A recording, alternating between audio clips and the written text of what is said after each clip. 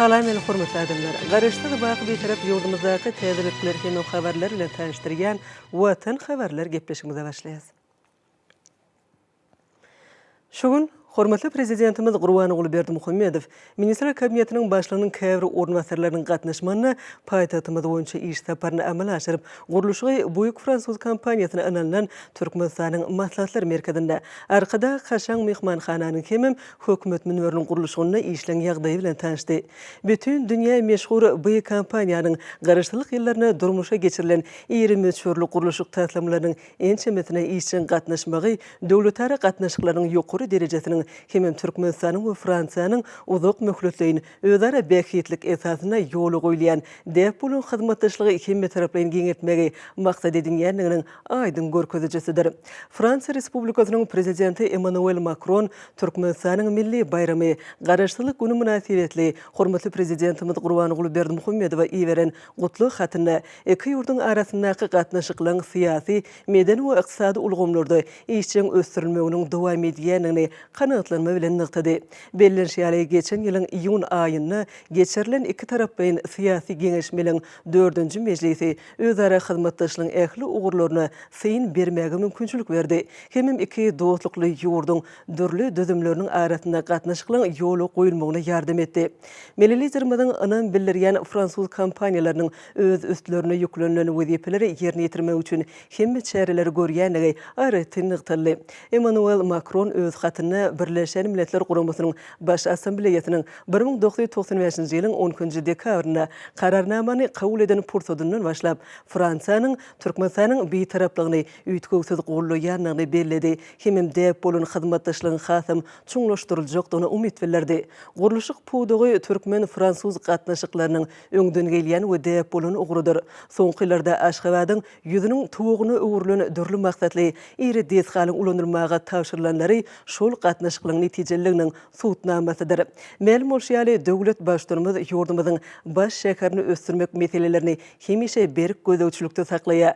Paýtagtymyzyň keşinde watanymyzyň ýokary durmuş ykdysady derejesi, intellektual kuwaty, halkymyzyň baý taryhy we medeni depleri aýdyn beýany tapýar. Ak mermerli paýtagtymyzyň ajaýyp binagerlik toplumynyň össi her ýyl täze öz boşly binalary we desgalary bilen getirilip, häzirki zaman Türkmenistanyň aýratyn buýsançyny depkilini ösüşiniň görkezişine urlýar.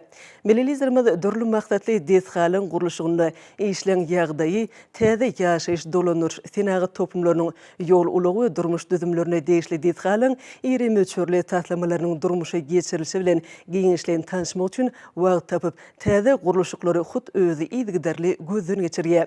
Ýaşaýyşyň ýokary ölçeglerini öpçün etmäge gönükdirilen tagylaryň görülmegi netijesinde Aşgabat dünýäniň iň owdan we amatly şäherleriniň biri. Iri çäreleri geçirmek hemem köp sany daşary ýurtly mehmanlary münasip garşylamak üçin hemme şertler döredilýän sewit we halkary hyzmatdaşlygynyň ikrar edilen merkezi derejesine barha potulanýar.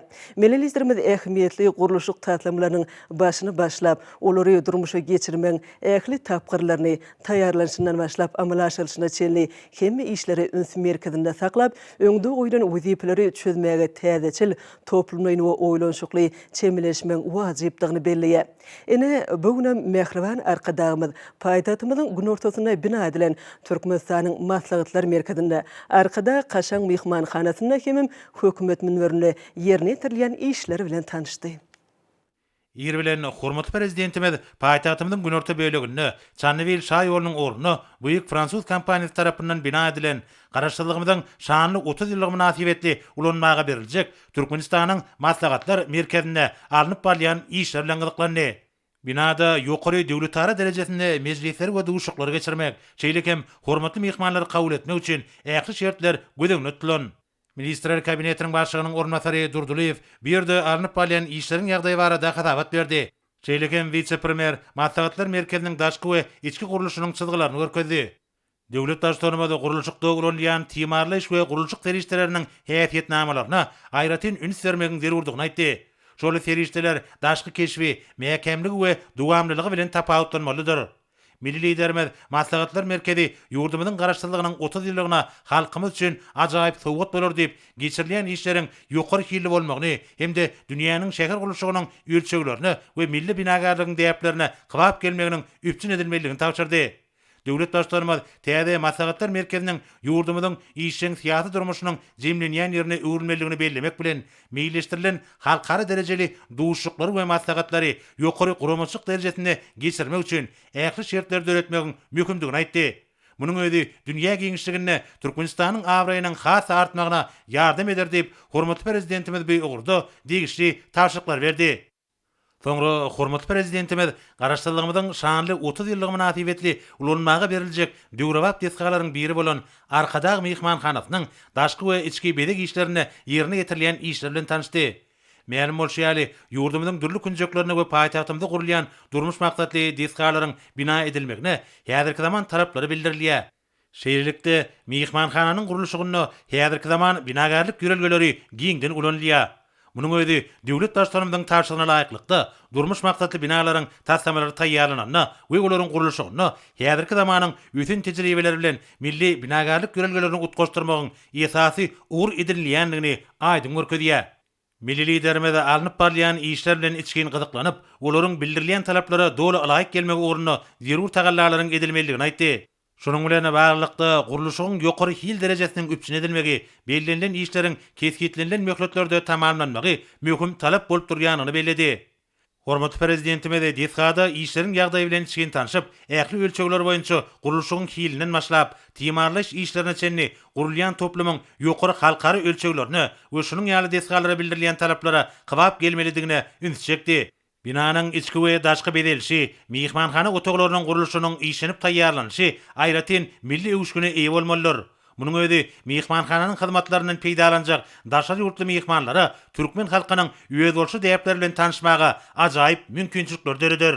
Döwlet başlarymyzyň belleşýäli türkmen halkynyň mehmansyýerlik däpleri dünýä nusgulukdyr. Asırlar aşıp gelýän milli desturlara laýyklykda türkmen halky hoş niýetli mehmanlara we gadyrly dostlaryna kalbynyň töründen orun berýär. Halkymyzyň döreden nusguluk ýörelgeleri täze gurulýan mehmanhanada öz beýany tapmalar diýip milli liderimiz belledi we täze deskanyň ýokary hil derejesine eýe boljakdygyny anan bildirdi. Şeýlekem mehmanhananyň şertleriniň ýokary halkary ünlerine alaýyk gelmegi, bu ýerde mehmanlar üçin ähli zerur şertleriň döredilmegi möhüm talap bolup durýar. Täze binanyň ýerleşýän ýerini nazara alyp, onuň ýurdumyza gelýän jahan keşdelerde oňun täsir galdyrmagy we mehmanlaryň paýtagtymyzyň günorta künjeginiň ajaýyp ýerlerini synlap bilmekleri üçin ýokary derejeli mümkinçilikler üpçün edilmelidir diýip hormatly prezidentimiz aýtdy we bu wagtda degişli ýolbaşlara anyk tapşyryklar berdi. Bellenşýäli mehmanhanada dürli çäreleri, şol sanyna halkara derejesindäki duşuklary, ýokary derejeli gepleşikleri geçirmek üçin döredilen mümkinçilikler netijeli peýdalanmalydyr. Hormatly prezidentimiz mehmanhananyň ýerleşýän ýeriniň ekologiýa ýagdaýyna aýratyn ähmiýet berilmeligini bellep, bu ýerlerde tokoý dowlaklarynyň döredilmegi, mehmanhananyň çäginiň bagy bosanlyga bilenmegi we onuň töweregine dürli gülleriň ekilmegi, binanyň ýanyşyk ýerleriniň awadanlaşdyrylmagy bilen baglanyşykly meseleleriň zerurdygyna üns çekdi. Munyň özi ogurdaş binalaryň gurulşygyny we onuň awadanlaşdyryşyny bildirilýän esasy talapdygyny bellep, hormatly prezidentimiz bu işleri iýdigderli gözekçilikde saklamagy tapşyrdy. Soňra hormatly prezidentimiz garaşdyrlygymyzyň şanly 30 ýyllyk münasibetli ulanmaga beriljek ýene de bir möhüm deska hökümet minberine baryp gördi. Köpetdaň etegine gurulýan minberden gün saýyn gözelleşýän ak mermerli paýtagtymyzyň ajaýyp keşif açylýar. Hökümet minberi öz ölçegleri bilen uly täsir galdyrýar. Tutýan meýdany 20.000 iňe 4 metrden gowrak bolan beýdeska, günnögörüň köşk imarat gurulşygy usuly boýunça bina edilip, ol 2000 orunluk mehmanlar üçin ýetlenilen minberi öz içine alýar. Minberiň öňünde meýdança gurulyp, onu dawraly ýörüşler hemde giňerimli çäreler, şol sanyna Türkmenistanyň garaşsyzlyk gününiň bayram edilmegi münasibetli dawra geçiriler. Ministrler kabinetiniň başlygynyň ornatary Durduliýew hökümet minberine alınıp barlayan gurulşyk awadanlaşdyryş işleriniň ýagdaýy barada hatabat berdi. Döwlet başlarymyza hatabat dinläp, vice-premiere bir näçe tapşyryklar berdi. Hemde gurulşygyň ýokary hilini, hemde bellenlen möhletini tamamlanmagyny üpçün etmek babatda degişli görkezmeler berdi. Şeýleken birde Ministrler Kabinetiniň başlygynyň orunmasary, Döwlet Topdurlyk Geňeşiniň sekretary Amanow hökümet minberine watan goragçylarynyň dawraly ýürüýüşini ýokary derejede guramak maksady bilen birde alınıp barlayan işler barada gatabat berdi. Milli lidermede harby ýürüýüşleri geçirmäge taýýarlyk görülenini, hökümet minberiniň öňündäki meýdançadan ýürüýtirilen tenkalaryň guramaçykly geçmek üçin zerur bolan ähli şertleriň öpçün edilmeligini tapşyrdy. Şol tenkalar milli goşnumyzyň güýjini we kuwatyny, onuň häzirki zaman ten köpçünçiligini açyp görkezýär. Şeýleken bir ýerde türkmen halkynyň milli buýsanjy gataplanýan beýişli bedewleriň çykyşlary üçin ähli şertler gözeňde tuturmalylar. Ahal teke bedewi tarihimizde münasip orna ýelep, türkmen jigitleriniň ýençeme nesillerine wepaly gulluk edip gelýär. Bedew olar üçin wepaly ýoldaş we dost bolup durýar diýip, hormatly prezidentimiz ajaýyp ahal teke bedewleriniň köp sanly mehmanlaryň öňünde gözelligini görkezmek üçin ähli şertleri döretmegi taşyrdy. Soňra bir ýerde vice-premier Mehmedow şu ýyl şanly tenäni Türkmenistanyň garaşdyrlygynyň 30 ýyllygyny münasip garşylamaga görülýän taýýarlyk, Kyrgyzstanyň degişi medeni köpçülikleriň çäreleri geçirmek boýunça alınıp barlayan işler barada gatabat berdi. Hormatly prezidentimiz meýilleşdirilen bayramçyk çärelerini degişi derejede geçirmegiň mümkindigini aýdyp, bir ýerde dawraly ýürüýüşler bilen bir katarda giňerimli medeni köpçülikleriň çäreleri guramak üçin ähli şertleri döretmegiň mümkindigini belledi. Hormatly prezidentimiz şonuň bilen baglykda agşamky ışıklanýyş ulgamy, döwrebap öňde barjy tehnologiýalary ulanmak bilen dawarlary türkmen halkynyň ruhuna kybap derejede milli mirasy döwrebap ösürmek arkaly guramaga mühim ähmiýet bermeligine üns çekip, bu wagtda vice-premier birnäçe anyk taşyklar berdi.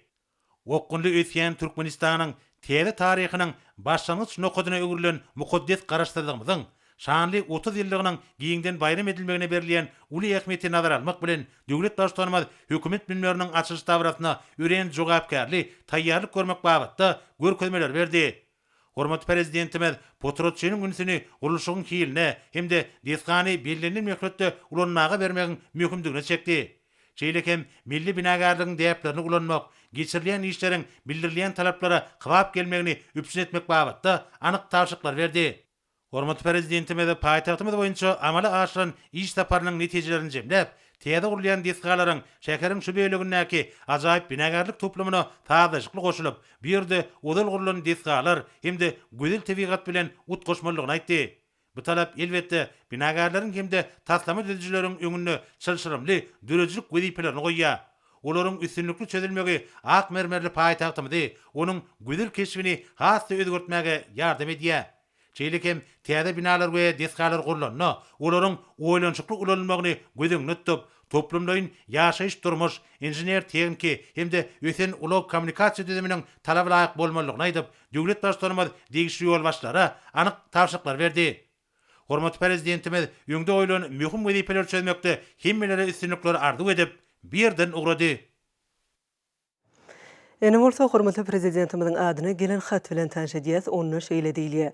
Onuň al hedrati Türkmenistanyň prezidenti Jenap Gurbanoğlu Berdimuhammedow. Siziň al hedratiňiz Sizi Expo 2020 Dubai bütün dünýä sergisine gatnaşmak üçin Birleşen Arap Emirliklerine çağırmak we bu sergide Türkmenistanyň milli günü hökmünde 2021-nji ýylyň 9-njy oktýabryny tasdiklanyňyz üçin hoşallyk bildirmek meniň üçin uly mertebedir. Sebäbimizi ilkinji gedek geçiriljek şonuň ýaly çäre olan Expo 2020 Dubai bütün dünýä sergisine 200-den guraq ýurtlar we halkara guramalar gatnaşjakdyklaryny tasdikladylar. Şeýle-de ol COVID-19 pandemiýasynyň soň dünýäni hyzmatdaşlyk ruhuny birleşdirjek hemem ähli meseleleň umumy çözgütleriniň tapylmagyny tezleşdirip biljek ilkinji uly çäre bolar. Türkmenistan şeýle 20 çörli forumyň çäklerini milli medeniýetiniň baýlygyny we üstünliklerini görkezmäge ajaýyp mümkinçilige eýe bolýar. Munyň özi inniki 10 ýyllyk üçin durnukly ähli ösüşiň ýürelgelerini döretmekde de biziň umumy tagallalarymyza iterge berer. Türkmenistan bilen ýakyn hyzmatdaşlykda halkyňyzyň özboşly medeniýeti we mirasy barada baý mazmunly maksatnamanyň işlenip taýarlanmagy hemem biziň sabyrsyzlyk bilen garaşýan siziň serge gatnaşmaňyz uzak möhletleýin iki tarapy hyzmatdaşlygy hemem biziň halklarymyzyň arasyndaky dostlyk gatnaşyklary hasym puwtalandyrmak işine hizmet eder. Sizin al-hidretiniz, size tüysülökten hormat goýan maradaky ynanyrmalarymı kabul etmeňizi haýş edýän.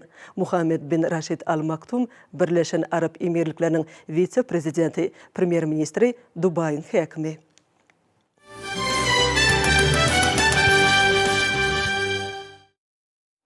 Berkarar döwletimizin bagtyarlyk döwrüne ýurdumyzda insan saglygynyň berkidilmegi, adamlaryň dörejlikli işlemekleri we ýokary derejeli denjalmaklar üçin amatly şertleri öpçün etmek hormatly prezidentimiziň durmuşa geçirýän döwlet siýasatynyň iler tutulýan ugurlarynyň biridir. Munyň özi milletimiziň başlanjy we ýolbaşçylygy esasynda işlenip taýarlanan saglyk döwlet maksatnamasynyň esasy ugur bolup durýar. Häzirki döwürde bolsa dünýäde emelegilen çylşyrmy ýagdaýlary nazara alyp, raýatlarymyzyň saglygynyň berkidilmegi we adamlaryň beden agdalarynyň keselere garşy durumly bolmak mümkinçilikleriniň artdyrmagy bilen baglanyşly meselelere aýratyn ähmiýet berilýär. Häzirki wagt koronavirus ýokunjunyň ýaýramagy sebäpli dünýäde emelegilen çylşyrmy ýagdaýlar bilen baglykda hormatly prezidentimiziň öz raýatlarynyň saglyk uguruna edigderli taýsy tagyllalar netijesinde ýurdumyzda toplumlaryň şol sany zerur bolan derman serişdeleri we beýleki zerurluklar satyn alynýar, degişli çäreler amala aşyrylýar. Şol işleň çäklerini şogun Türkmenistan, Merkezi Aziýa döwletleriniň içinde ilkinji bolup Russiýa Federasiýasynyň Sputnik V sanjymyny bellegaldy.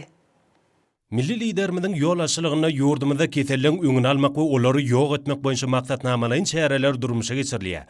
Bu wagtda diýarymyzyň saglyk goraş ulgamyna ýetilen tepkitler we gazanlan üstünlikler halkary derejelerini ikrar edildi. Muň şeýledigine bu howply ýokunç keseliň ýaýrap başlanan ilkinji pursatlaryndan başlanyp, ýurt möçörüne olaň öňüni almagy we ziýansyzlandyrmagy degişli toplumlaryň işlen geçirilmegi ýoly goýulanlygy şaýatlyk edýär. Hormatly prezidentimiň alyp barýan öňden görjülikli siýasaty we öz raýatlarynyň saglygy baradaky taýty tagallarlar netijesinde ýurdumyz soňky wagtda dünýä ýüzüne adamlaryň adaty durmuş gadatyny üýtgeden koronavirus ýokunjuny garşy görüşdi-de, öňdäki hatar da barýar. Muň şeýledigine bolsa 18 ýanwarda Türkmenistanyň saglyk goraş we derman senaty ministrliginiň Russiýanyň Sputnik V waksinasyny bellige alanyk hemde degişli şahadatnamany berennigi şaýatlyk edýär. Türkmenistanda bu sanjymyň howpsuzlygyna we netijeligine ýokary baha berildi. Çünki ol bugünkü ýokunç kesele garşy görüşmeň dünýä derejesindäki öňde barjy terişdeläriniň biri bolup durýar. We şol wagtda da ole ýem dünýäniň dürli sebäpleriniň döwlet häkimetleri tarapyndan makullandy. Ýergelen aýtsak, Türkmenistan Merkezi Aziýa döwletleriniň içinde ilkinji bolup Sputnik V sanjymyny bellegaldy. Bugünkü waka ören ähmiýetli wakadyr. Russiýanyň bu sanjymynyň bellige alynmagy, hormatly prezidentimiziň geçen ýyl tasdiklan degişli maksatnamalaryndan gelip çykýan wezipeleň ýerine ýetirilmegi bilen şertlenenler. Şol maksatnamalar ýeti ýokunç keselliň ýaýramagynyň öňüni almagy we şeýle keselliň ýüze çykmagyny öňünden duýdurmagy gönükdirilenler. Şoň bilen baglykda Türkmenistan täze wekimiň garşyna görüşmekde, uly binýady döreden hemde pandemiýanyň ýarama täsirlerini ýeňip geçmekde toplan gymmatly tejribelerini paýlaşýan, beýleki ýurtlaryň tejribelerini hormat bilen garap, ýurdumyzda öz üstünlikli işläp taýýarlamalar bilen paýlaşmagy taýýardyr. Şol işläp taýýarlamalar beýleki döwletler we halkary guramalar bilen bilelikdäki tagalaryň netijelerini hata artdyrmak maksadyna gönükdirilenler. Men Gurbangul Öwliagulowa saglyk goraş we derman senaty ministrliginiň döwlet arasyçylyk we keselliň ýaýramagyna garşy görüşmek ullugynyň aýratyn howply ýokunç kesellere garşy görüşýän bölüminiň bölüm başlygy bolup işleýär. Hormatly prezidentimiziň ýurdumyzyň keselliň öňüni alyş işlerini giňgerimde öz üns merkezinde saklap, döwlet derejesinde ýygyderli amala aşyrýar. Häzirki döwürde dünýädäki ýagdaýlary nazara alyp, ilatymyň kesellere garşy öňüni almak maksady bilen ýöreteleşdirilen keseliň öňüni alyş sanjymyny ýurdumyza getirildi. Döwlet tarapyndan hasaba alınıp, bu Russiýa Federasiýasynyň Sputnik V vaksinasy bolup, şu gün ýagny 2021-nji ýylyň ýanwar aýynyň 18-ine ýörete hasaba alınıp şahadatnama gowşuruldy. Türkmenistan Russiýa Federasiýasynyň Sputnik V vaksinasynyň ilkinjileriň hatarynda hasaba almak bilen Merkezi Aziýada birinji bolup hasaba alındy. Ýagny bu vaksina keselleriň soňky dünýä geriminde ýaýran keselleriň, howply keselleriň öňüni alyş vaksinasy bolup, ol iň ygtybarly vaksinalardan biri bolup durýar. Şol sebäpden pursatdan peýdalanyp biz saglyk goruş işgärler tarapyndan hormatly prezidentimize köp sag bolsun aýdýar. Yaqyna hormatly prezidentimizin gatnaşmagyna Awganistan Islam Respublikasynyň Akina Anthoy meýdanlarynyň arasyndaky 30 kilometrlik demir ýolunyň ulanmagy berilmegi, Kerki Şywyrgany ugry boýunça güýjenmesi 500 kV bolan 153 kilometrlik elektrik geçirji ulgamyň ýurtlarymyzyň arasyndaky Imamnazar Akina hemem Serkadawa turguny optika süýümli halkara ulgamyň işe girdilmegi Türkmenistanyň ähli ugurlardaky ösüşini eşkär etdi. Şu münasibetli ýurdumyzyň mejlisiniň ulug we kommunikasiýa hemem guruluşy ve fenagat toplumlarynyň guramagyna maslahatlar geçirildi. Türkmenistanyň mejlisiniň guramagyna geçirilen maslahat parahatçylyk we ananşmak türkmeniň döwletlik ýolelgösür diýilip atlanyrly. Bilelikdäki taslamaryň amala asylmagy iki döwletiň we dogonlyk halklaryň däbi ewurlan dostlukly netijeli gatnaşyklara ıgrarlygyny, şeýle-de Türkmenistanyň goňşy Awganystanyň durmuşy ykdysady ösüşini işçen gollaýanyny nowatda kedek eşkär etdi. Bular barada çykyşlaryň her ýerine aýratyn notaly. Ýylýor dünýä ähmetli işler üçin hormatly prezidentimize hoşçalyk sözler aýdyldy. Milli liderimiziň teklip edýän Awgan meselelerini çözmäge kemme taraplaryň çemeleşmeleri oňçy ýurda parahatçylygyň we durnuklygyň dikeldilmegine hyzmat eder. Bu ýagdaý Awganystany sebitiň we dünýäniň energetika, ulag we hojalyk gatnaşyklaryna çekmek boýunça anyk işlerde öz beýany tapýar. Elbette hyzmatdaşlygyň täze ýollarynyň ulanmagy berilmegi bilen iki döwletiň ulag üssasyr kuwwatyny, olaň energetika we kommunikasiýa pudoklaryna netijeli gatnaşyklaryny, halkara ykdysady gatnaşyklary ulgamyna goşulmagyny amala asyrmak üçin mümkinçilikler giňeler. Milli liderimiziň belleşi ýaly bu üç taslama gyýsky möhletlerde amala asyrly. Olar umumy maksada biziň ýurtlarymyzyň uzak möhletleýin ösüşine kuwwatly itergi bermegi we bu ösüşi üpçün etmäge niyetlenenler. Türkmen we Awgan halklarynyň gülläp ösmegine we awadançylygyna gönükdirilenler. Giň halkara hyzmatdaşlygyna öýdara düşünişmäge, siýasy we durmuş taýdan durnukly ösüşe ýardam etmäge niyetlenenler. Biziň ýurdumyzyň maksadynyň ýer ýüzüniň bu bölegini ygtybarly çal depkinler bilen ösýän, saglaşly energetika, ulag we kommunikasiýa ulgamyny döretmek ýörelgesinden ugralýar. Bu ulgam her iki zaman dünýä hojalyk gatnaşyklarynyň öýrenmeki we aýrylmaz bölegini döretmäge gönükdirilenler. Netijeli sebitara we kontinental öýdara gatnaşyklara niýetlenendigini hormatly prezidentimiz belleýär. Şeýle taslamaryň durmuşa geçirilmegi Birleşen Milletler Guramasynyň uzak möhletleýin strategiýasyna dogry laýyk gelýär. Bu strategiýa Merkezi we Günorta Aziýa sebitleriniň we olara ýanaşyk ýurtlaryň durnuklygyny we durnukly ösüşini üpçün etmäge niýetlenenler. Ýurdumynyň ulag we kommunikasiýa toplumynyň goramagyna maslahat geçirilip, ol düzümleýin desgalaryň üçüsini, Kerki Şywyrgany ugry boýunça elektrik geçirjisini, Akina Anthoy beketleriniň aralygyna 30 kilometrlik demir ýoluny, hemde Imamnazar Akina we Serkadawa turguny halkara optika süýümli aratnaşyk ulgamyny we üssasyr geçirgileriň işe girdilmegine başlandy. Çykyşlarda bellenşýäli bu taslamalar Awganystany sebitleýin we halkara ykdysady işlere ýygydaly gatnaşdyrmagy, bu ýurdun iklimiň ulag logistika aratnaşyklar ulgamyna goşulmagyna gönükdirilen anyk ýadymlardyr. İki taraplaryň sebitleýin we halkara hyzmatdaşlygyň ýagdaýy we mümkinçilikleri, sebitde umumy geoiqtisady we siýasy ýagdaýyň oňun täsiri bilen baglykda olaryň üstünlikli durmuşa geçirilmeginiň wajipligi bellenildi. Öz geoiqtisady we geosiýasy ähmetligi bilen sebit şäklerinden çykmak bilen Türkmenistany we Awganystany düzümleýin desgalaryň gurulmagy iki ýurdun şäklerine Merkezi we Günorta Aziýany Ýewropa we ýakyn günnäger bilen birikdirýän uly kommunikasiýa aratnaşygynyň hende iklim derejesinde energiýa üçünçiliginiň täze zorlugynyň emele gelýänini aňladýanyny bellenildi. Bu esa öz gezegine durnukly ösüş ulgamynyň ulag we energetika pudoklaryna ýurdumynyň Birleşen Milletler Guramasyna çykyş edýän halkara başlangyçlaryň iş ýüzüne durmuşa geçirilýänini aňladýar.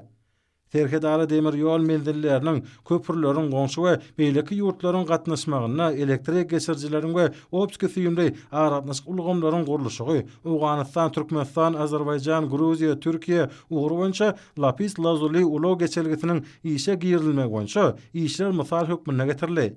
Şunun bilen baglykda halkara guramalar şolsany Birleşen Milletler Guramasy onuň ýürütülýän düzümleýin edaralary Ýewropa Birleşigi bilen hyzmatdaşlygyň wajipligi bellenildi. iki taraplaryň türkmen owgan düzümlerini taslamalara Sowet döwletlerini goňşy we beýleki döwletleri birleşdirýän hemde Ewraziýada toplumlaryň kontinental hyzmatdaşlyk ulgamyny emele getirmäge gönüktirilen giň geoiqtisady giňişligi döretmek boýunça has uly meýilnamanyň esasy bölegi hukmuna garalýar.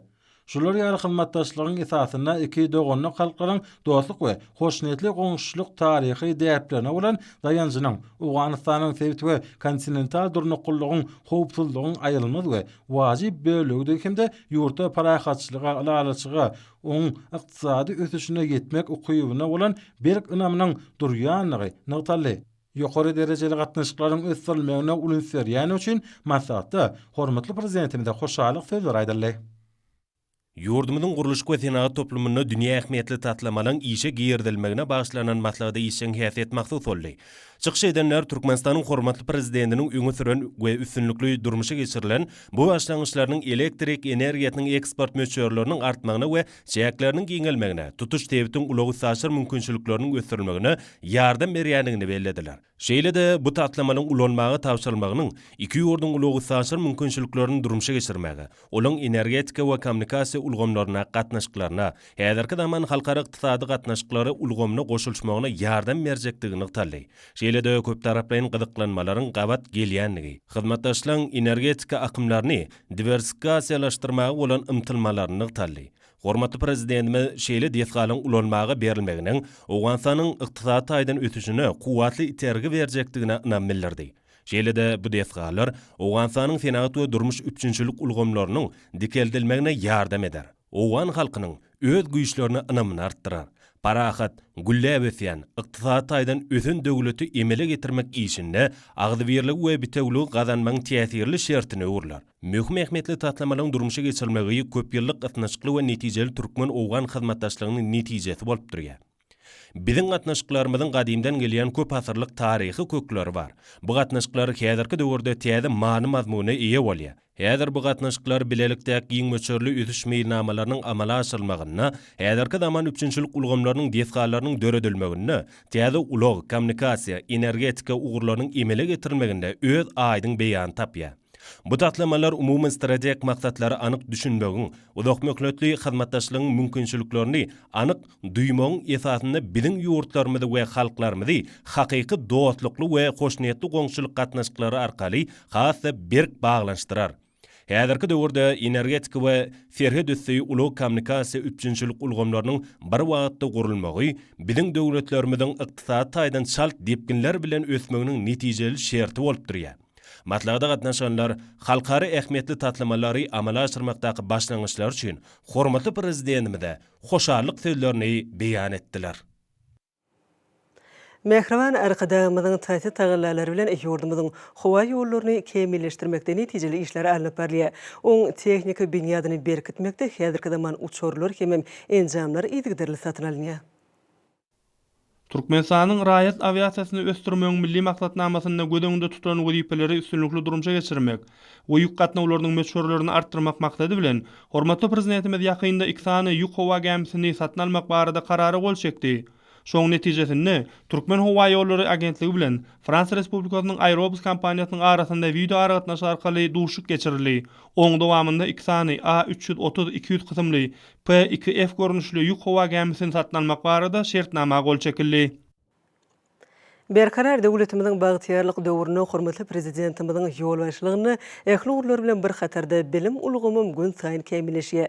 Türkmenistanyň prezidentiniň karary bilen tasdiklanan Türkmenistanyň sany bilim ulgamyny ösdürmegiň konsepsiýasy we onu durmuşa geçirmegiň meýilnamasynyň çäklerini işler uly depkinne alınıp barlýar. Türkmenistanyň sany bilim ulgamyny ösdürmek hakynda konsepsiýa bilim almagyň elektron maglumat çeşmesine elýetirligi üçin edýär. Konsepsiýa laýyklykda ýurdumyzda bilim bermegiň hilini ýokurlandyrmak we okuw derslerini okutmak işine maglumat aragatnaşy hemem uzak aralykdan bilim bermek tehnologiýalaryny ulanmak boýunça işler durmuşa geçirilýär. Şeýle işler Türkmenistanyň Daşary işler ministrliginiň Halkara gatnaşyklar institutunda da ýokary netijeleri betlenýär. Institutyň bütün maglumat torunyň mümkinçilikleri okuw işinde netijeli ulanylýar. Alınıp berliyen işleri hasım kemilleştirmek maksat bilen bu yuqarı okuw mektebini yürütü resmi internet sayti döredildi. Website 3 dille bolup olu türkmen, rus we ingliz dillerini maglumatlary almagy mümkinçilik berýär.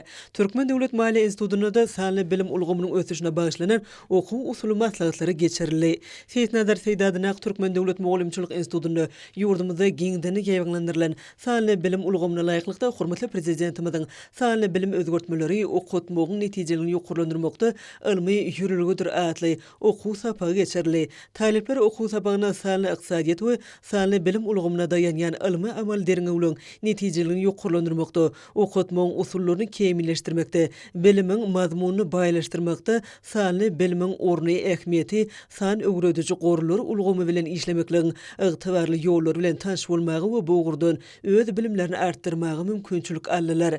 Hormatly prezidentimizin degişli kararyna laýyklykda tasdiklanan Türkmenistanda ýaşlar baradaky döwlet siýasatynyň 2020-2025 ýyllar üçin döwlet maksatnamasyny üstünlikli durmuşa geçirmek ugruna Telekommunikasiýalar we Informatika Institutyna alınıp berýän okuw terbiýeçilik işleri täze usullar arkaly baýlaşdyrylýar. Okuw mektebiniň okuw otoglaryny, tejribehanalerde, elektron kitaphanalarda, ýaş alimler merkezinde hemem Türkmen Aragatnaşyk agentligi bilen Telekommunikasiýalar we Informatika Institutynyň ýanynaky sanly IT meydançy hojuluk jemgyýetine talip ýaşlar elalýan hünärlerini sanlylaşdyrylan esasy täze derejede özleşdirýärler. Ýokary okuw mektebine sanly bilim portalynyň düýpli ornaşdyrmagynyň çäklerine ýola goýulan onlaýn arkaly sapaklary göni wize aragatnaşyk arkaly geçirilýän umumy we amaly okuwlara talip ýaşlar işçiň gatnaşma gazanylýar. Türkmenistanyň Döwlet Energetika Institutyny da sanly bilim ulgamyny kemilleşdirmekde birnäçe işleri amal aşyrylýar. Ýokary okuw mektebine jemgyýetçilik başlanýşlary esasynda maglumat tehnologiýalary merkezi hereket edýär. Bu merkeziň hünärmenler tarapyndan häzirki döwürde sanly işgärler bölmi, mugallimin hususy otogy, elektrik energiýasyny sarp edijiliň bir penjere ulgamy, fotoelektrik gün stansiýasyny taslamagyň sanly ulgamy, kitapxana dolandyryş ulgamy atly programma öpçünçilikler taýýarlanýarly. Bu programma öpçünçilikleriň esasy maksady ýokary okuw mektebine alınıp berýän işleň sanly ulgamy geçmegine ýardam berýär. Bu ýokary okuw mektebine sanly bilim ulgamy boýunça öňdewarjy dünýä tejribesini öwrenmek maksady bilen birnäçe halkara taslamalar durmuşa geçirilýär. Baglanşylan ähtnamalaryň çäklerini onlaýn okuwlary maslahatlar edigderli gurulýar. Ýokary okuw mektepleriniň professor mugallimleri we talip ýaşlary döredilýän mümkinçilikler üçin mehriban arkadamyza alkyş hemem hoşallyk sözlerini beýan edýärler. Ýurdumyzyň ähli ýerlerine okuw ýylynyň 2-nji ýarmynyň başlanma münasibetli geçirilen 2-nji okuw sapaklary watanymyzyň geljegi bolan ýaş nesilläň ata watanymyzyň ýer ýüzüne gün saýyn artýan şan şöhratyna buýsunjynyň egsilmezliginiň aýdyň nyşany boldy. Gışqı dinjaş mögtümini şahatlykly hem many mazmunly geçiren mektep okuwçylarynyň beginç uýtançlarynyň okuw ýylynyň 2-nji ýarmynyň başlanmagy münasibetli orta mekteplerde geçirilen ilkinji okuw sapaklaryna da has aýdyň göz ýetirmek boldy. İlkinji okuw sapagy Türkmenistan parahatçylygyň we ynançmagyň watan ýen at bilen geçirildi. Okuwçylary we körpeleri hormatly prezidentimiziň yer ýüzüne parahatçylyk we dostlugynyk gatnaşyklaryny berkitmek ugruna alyp barýan insanperwer işleri dogrusynda giňişleýän düşünjeleri berildi. Okuw sapaklaryny gahrman arkadagymyzyň başçylygyna berkarar döwletimiziň bagtyarlyk döwrüne amala asyrlayan 20 ösörli özgörtmeliň dowam etdirilmegine çağırış bolup ýanglanýan Türkmenistan parahatçylygyň we ynançmagyň watan ýylynyň şygaryndan ugur alyp, hasda tutanýarly, dörejelikli we netijeli zähmet çekmek we okumak barada aýdyldy. Sapaklarda hormatly prezidentimizin tagallasy bilen täze 2021-nji ýylyň Türkmenistan parahatçylygyň we ynançmagyň watanyny ilip yglan edilmeginiň garaşdy. Baky bir tarap ýurdumyzyň kimde mehriban arkadagymyzyň mertebesini hemem adawraýyn dünýä derejesine arşa göterenligini buýsanç bilen bellendi. Hormatly adamlar, ene ýurdumyzyň welaýatlaryny we paýtagtymyz Aşgabat şäherine şuň 18-nji ýanwarda saat 20-den 19-njy ýanwarda saat 20-çe boljak we barada Türkmenistan howamol mutlugynyň berýän habar bilen tanış boluň.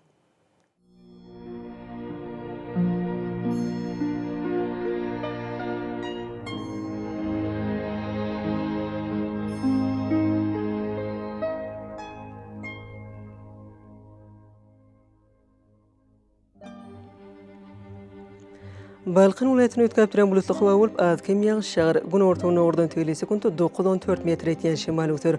Hawa gejesine 3-8 gradus, gündüzine 10-15 gradus maýl bolar.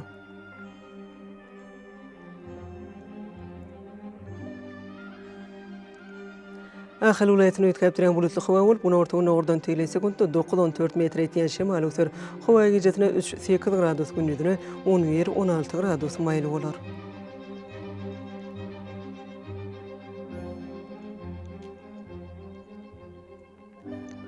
Mara vilayetini ötkäpdiren bulutly hawa bolup, bunu ortagyny ordan teýle sekundda 8-13 metr etýän şemal öter. Hawa gejetine 1-6 gradus gündüzine 15-20 gradus maýly bolar.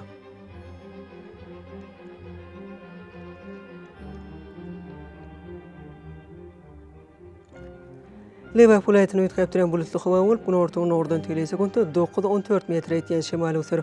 Hawa gejetine 1-6 gradus gündüzine 14-19 gradus maýly bolar.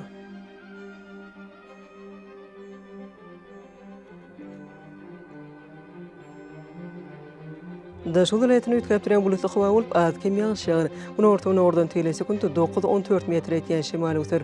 Hawa gejetine 3 gradus sowukdan 2 gradus öçeni maýly, gündüzine 3-8 gradus maýly bolar.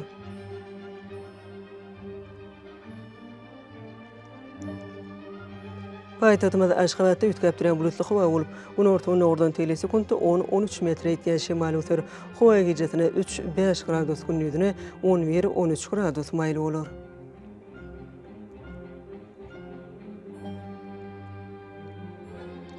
Ýurdumyz boýunça ýanwar aýynyň 19-syna magnetik hadisasynyň gowşak täsirli bolmagyna garaşylýar.